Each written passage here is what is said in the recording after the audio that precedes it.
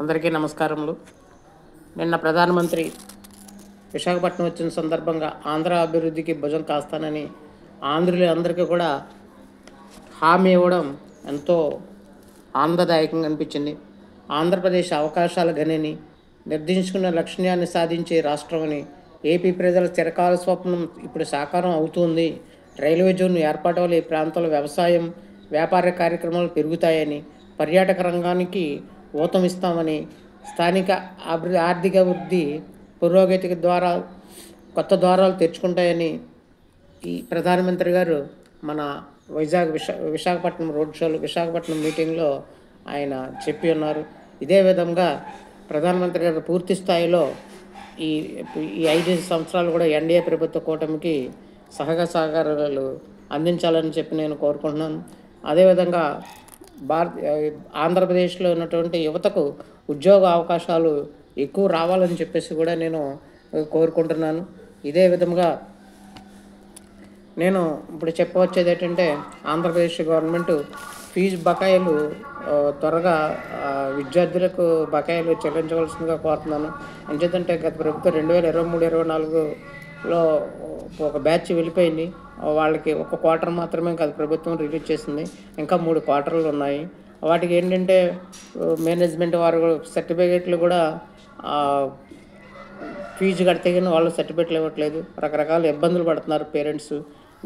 ఏ యువత అయితే మన గవర్నమెంట్ ఎన్డీఏ గవర్నమెంట్ ఏర్పడడానికి దోహదపడ్డారో అదే యువత అసంతృప్తిగా ఉంటున్నారు. కాబట్టి మీరు వెంటనే ఈ ఫీజు రీఎంబర్స్మెంట్ వెంటనే ఇప్పించవలసిందిగా, పాత బకాయిలన్నీ కూడా ఇప్పించవలసిందిగా కోరుతున్నాను. ఇప్పటివరకు స్కూల్ సర్టిఫికేట్ పట్టుకెళ్ళిపోయిన వాళ్ళు, కాలేజీ నుంచి సర్టిఫికేట్లు పట్టుకెళ్ళిపోయి ఫీజు కట్టి పట్టుకెళ్ళిపోయిన వాళ్ళందరూ కూడా తల్లి అకౌంట్లోనే వేయండి. డైరెక్ట్గాని మేనేజ్మెంట్ కాకుండా, డైరెక్ట్గా మేనేజ్మెంట్ అకౌంట్లో కాకుండా, కాలేజీ అకౌంట్లో కాకుండా డైరెక్ట్గా ఫీజులన్నింటిలో కూడా మీరు తల్లి అకౌంట్లోనే వేయండి. ఎంతమంది సర్టిఫికేట్లు ఫీజులు కట్టుకొని పట్టుకెళ్ళిపోయారు, ఇంకా ఎంతమంది ఫీజు కట్టకుండా ఉన్నారు, గత సంవత్సరం వెళ్ళిపోయిన అవుట్ గోయింగ్ బ్యాచ్ అనేటువంటిది మీరు పవన్ కళ్యాణ్ గారు కానీ, చంద్రబాబు నాయుడు గారు, పవన్ కళ్యాణ్ గారు, లోకేష్ గారు ఇవన్నీ కూడా తెప్పించుకుని వాటిని మాత్రం తల్లి అకౌంట్లోకి వేసి మిగిలిన అన్నీ కూడా మేనేజ్మెంట్ అకౌంట్లోకి, కాలేజీ అకౌంట్లోకి వేయవలసిందిగా నేను విజ్ఞప్తి చేస్తున్నాను. అదేవిధంగా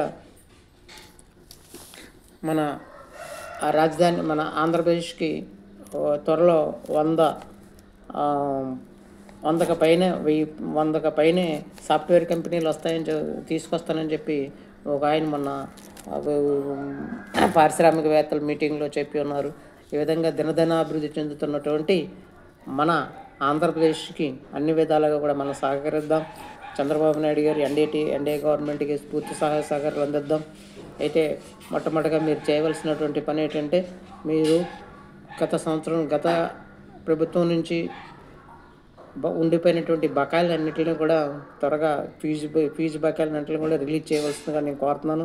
ఎవరైతే సర్టిఫికేట్లు పట్టుకెళ్ళిపోయారో వాళ్ళందరికీ కూడా తల్లి అకౌంట్లోకి వేయండి. మిగిలిన సర్టిఫికేట్లు పట్టుకోవాల్సిన వాళ్ళు మాత్రమే కాలేజీ అకౌంట్లో ఇవ్వాల్సిందిగా నేను కోరుతున్నాను. ఇవన్నీ కూడా ఏంటంటే, యువతను మనం దూరం చేసుకోవద్దు. ఏ యువత అయితే మనకి ఓట్లేసారో ఆ యువతను దూరం చేసుకున్నట్టు అవుతుంది. కాబట్టి మీరు ఈ చంద్రబాబు నాయుడు గారు, పవన్ కళ్యాణ్ గారు, లోకేష్ గారు, అలాగే పురంధేశ్వరి గారు, మీరందరూ కూడా కూర్చుని ఆలోచించుకుని ఇవి వేయవలసిందిగా కోరుతున్నాను. దీనివల్ల మొత్తం ఇబ్బందికర పరిస్థితులు మన మిగిలిన పార్టీల వాళ్ళు అందరూ కూడా, మిగిలినటువంటి విద్యార్థులు కూడా అసంతృప్తి కలగకుండా చేయాలంటే మీరు ఈ విధంగా మీరు వెంటనే ఫీజు బకాయిలను చెల్లించండి. తండ్రికి ఎన్ని ఇబ్బందులు ఉన్నా సరే కొడుకులకి ఫీజులు కడతాడు, కూతురికి ఫీజులు కడతాడు. అదేవిధంగా మీరు రాష్ట్రానికి ఎన్ని ఇబ్బందులు ఉన్నా సరే ముందు మాత్రం ఫీజులు రిలీజ్ చేయండి. ఫీజు రీఎంబర్స్మెంట్ రిలీజ్ చేయవలసిందిగా మీ అందరికీ కూడా నేను సవినయంగా మనవి చేసుకుంటున్నాను. ముఖ్యంగా లోకేష్ గారికి మనవి చేసుకుంటున్నాను. ఇక్కడ వీటి న్యూస్లో కొన్ని న్యూస్లోని ఎఫిలియేషన్ రద్దు అవుతుంది, సర్టిఫికేట్లు ఇవ్వకపోతే అని అంటున్నారు. అది ఎంతవరకు సమంజసం?